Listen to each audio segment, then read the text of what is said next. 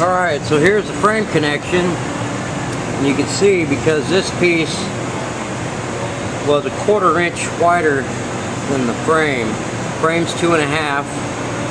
The only thing I could find was 2 3/4. So I had to cut back 1/4 inch, angle the plate in. Obviously we got to get everything lined up so we don't have the gap. But as you can see, that ties in well. Be the same at the other end.